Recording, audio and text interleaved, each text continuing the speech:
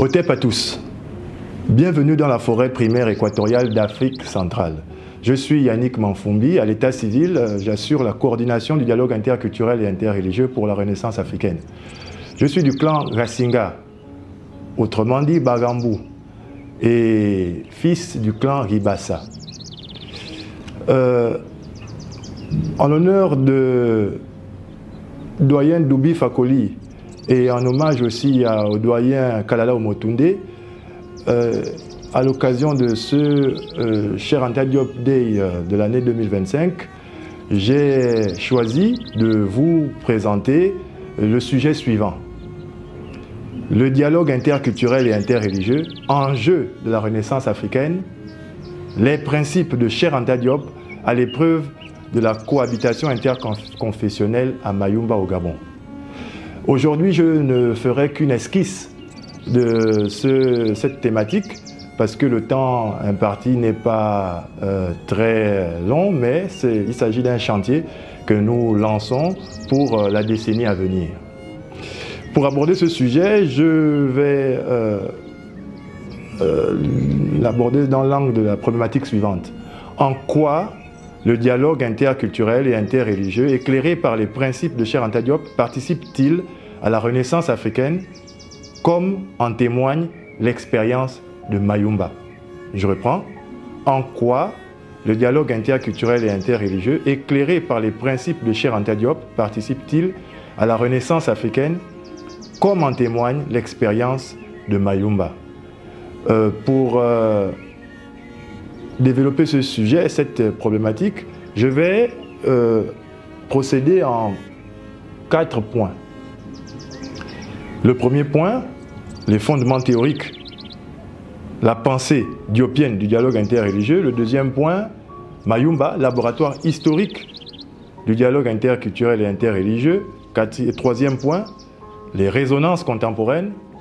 Enfin, dernier point, l'appel de la forêt légendaire des abeilles.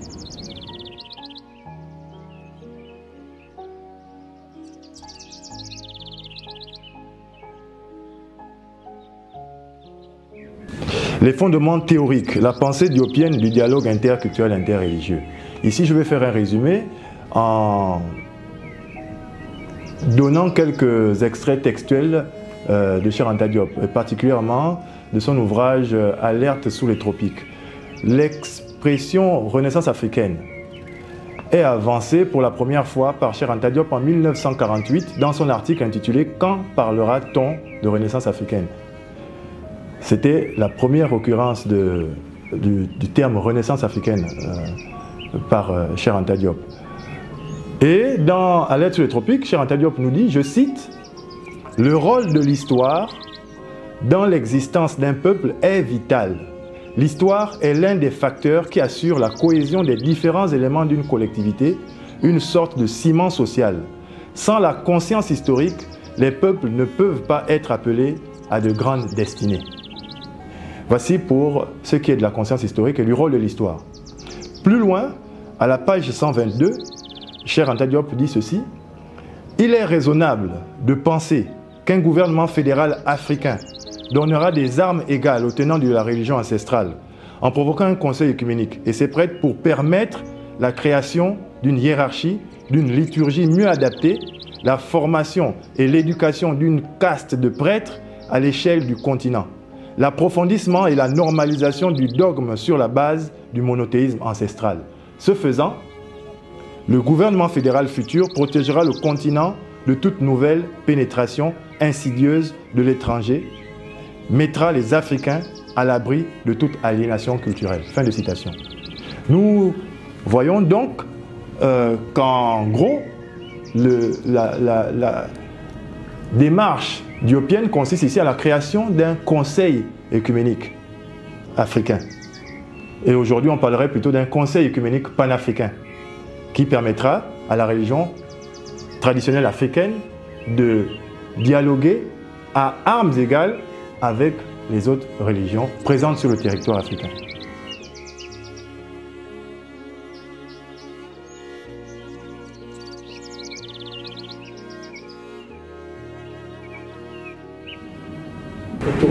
Mayumba, laboratoire historique du dialogue interculturel, interreligieux.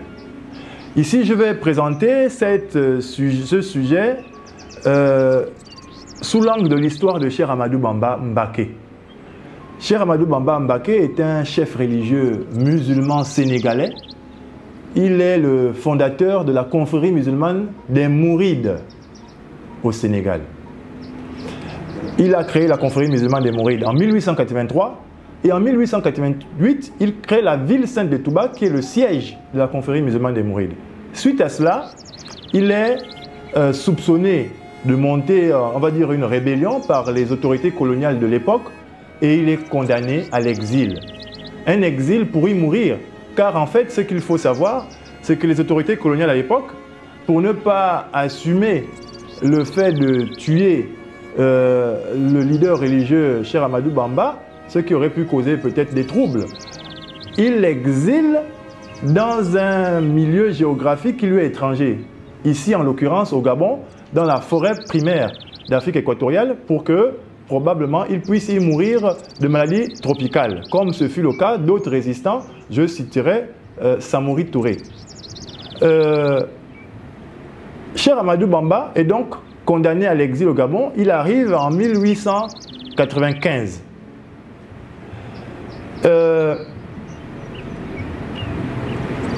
La particularité de l'exil de Cheikh Amadou Bamba est le suivant. Il n'est pas mort en exil. Il est donc revenu 7 années plus tard au Sénégal vivant. Ça, c'est le premier fait historique. Et deuxièmement, à Mayumba, où il a passé 5 ans, il a atteint le plus haut stade de développement spirituel musulman. C'est-à-dire qu'il est devenu saint. C'était devenu un saint homme dans l'islam. Il a acquis ses lettres de noblesse donc à Mayumba. Mais qu'est-ce qui s'est précisément passé à Mayumba? Et c'est là que je vais essayer de mettre le zoom pour en informer la communauté panafricaine, la communauté kamite. C'est que Cheikh Amadou Bamba a été exilé sur un site qui appartient à l'Église catholique. C'est une exception. C'est-à-dire que le site sur lequel a été exilé Cheikh Amadou Bamba à Mayumba, c'est la mission catholique Sainte-Odile de Mayumba. Ce site est situé au bord de la lagune Bagno. Bagno, c'est le nom de la lagune, de l'espèce d'affluent du fleuve qui borde le site d'exil de Cheikh Amadou Bamba. C'est très important aussi de savoir que ce site est situé au bord de la Bagno. C'est très important. Troisième point plutôt, c'est que au bord de la mission catholique résidaient des peuples autochtones qui pratiquaient donc le matriarcat traditionnel africain. Voici le contexte d'exil de Cheikh Amadou Bamba. Et dans ce contexte, Cheikh Amadou Bamba avait peur de se faire empoisonner. Donc, il ne mangeait pas la nourriture des colons. Et qu'est-ce qu'il faisait à la place? Il jeûnait toute la journée et il a obtenu des autorités, pas coloniales, mais cléricales, les autorités de l'Église, l'autorisation de descendre, faire ses ablutions au bord de la lagune Bagno, parce que le site de la mission est situé sur une petite colline, une espèce de petite montagne, et donc il descendait la colline et il allait au bord de la lagune pour y faire ses ablutions. Et au bord de la lagune où il faisait ses ablutions, il y avait le village où vivaient les peuples autochtones. C'est là-bas qu'il coupait son jeûne tous les jours. Donc quand vous voyez la configuration de l'exil de Cheikh Amadou Bamba, vous voyez que s'il n'y avait pas eu la solidarité des peuples autochtones, on va dire l'autorisation des autorités religieuses pour qu'il puisse aller faire ses ablutions et couper son jeûne au bord de la Bagno et dans le village voisin des peuples autochtones, Cheikh Amadou Bamba n'aurait pas pu survivre à cet exil. Et de ses propres écrits, parce que l'exil de Cheikh Amadou Bamba à Mayumba est un exil très, comment dire ça, très fourni c'est l'exil le plus riche, c'est la partie la plus riche en littérature de Cheikh Ahmadou Bamba. C'est-à-dire que c'est pendant cet exil qu'il a écrit, on va dire 80%, en tout cas la grande mais très large majorité de ses écrits ont été faits pendant cet exil-là et particulièrement dans le site de Mayumba. Et lui-même il dit, donc c'est le témoignage de ses propres écrits, il dit que c'est à Mayumba qu'il est devenu comme le soleil, un terme d'ailleurs pharaonique, c'est-à-dire que c'est à Mayumba qu'il a atteint la sainteté, entre guillemets, la sainteté islamique. De l'expérience de Cheikh Ahmadou Bamba à Mayumba, on retient donc le dialogue avec les autorités catholiques et pour consacrer ce dialogue, Cheikh Ahmadou Bamba a écrit un poème à Marie. Marie qui est mère de l'Église catholique. Et on retient le dialogue avec les peuples autochtones chez qui il allait couper son jeûne quotidien et conformément à la tradition de l'hospitalité propre au peuple d'Afrique, aux cultures africaines. Et donc, Cheikh Ahmadou Bamba sort vivant, contre toute attente, de son exil de Mayumba et rentre victorieux à Dakar, au Sénégal. Et ainsi, le mouridisme a pu connaître l'essor qu'on connaît aujourd'hui. Et je terminerai donc cette légère, rapide présentation d'un extrait de la vie de Cheikh Ahmadou Bamba, la partie gabonaise de l'exil de Cheikh Ahmadou Bamba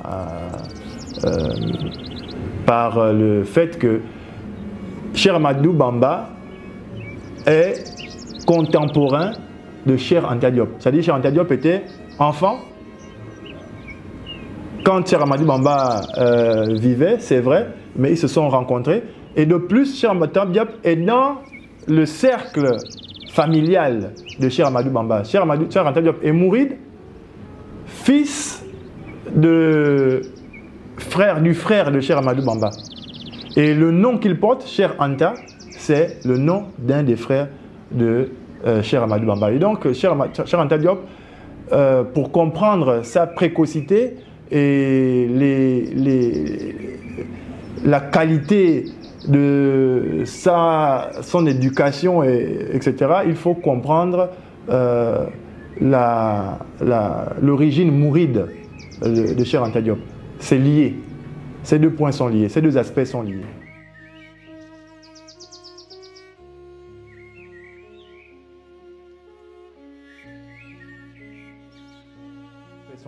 Maintenant, les résonances contemporaines.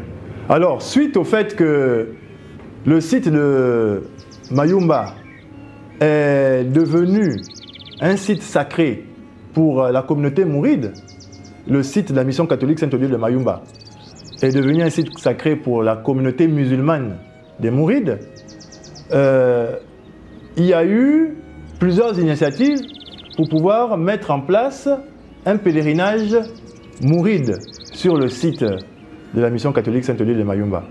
Et il faut saluer l'intervention du président de la République de l'époque, son Excellence Elhadji Omar Bongo Ondimba, pour la facilitation des premières démarches qui ont permis la conservation des traces de Cheikh Ahmadou Bamba au Gabon, notamment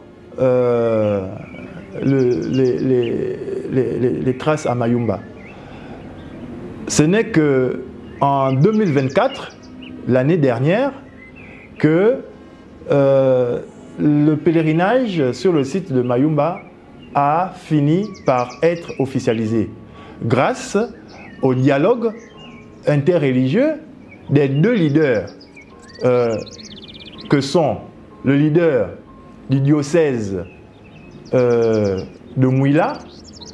Le diocèse de Mouila, c'est la circonscription de l'Église qui comprend la mission catholique Saint-Odile de Mayumba, et donc le diocèse de Mouila est le propriétaire du site de la mission catholique Sainte-Odile de Mayumba et il est actuellement administré par son Excellence Monseigneur Mathieu Madéga Le Boisquéant.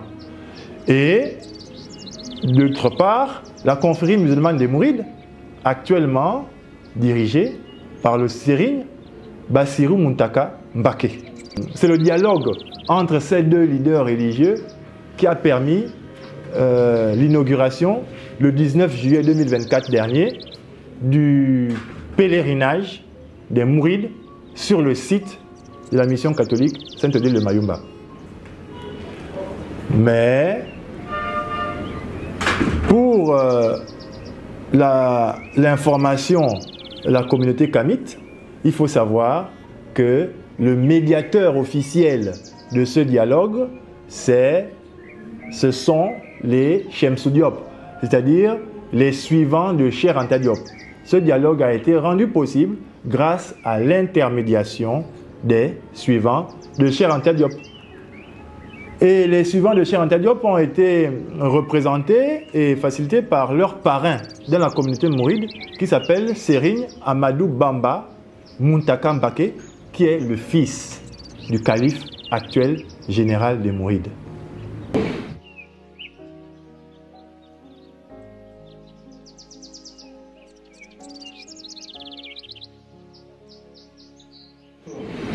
En guise de conclusion, voici donc les perspectives pour les 10 prochaines années.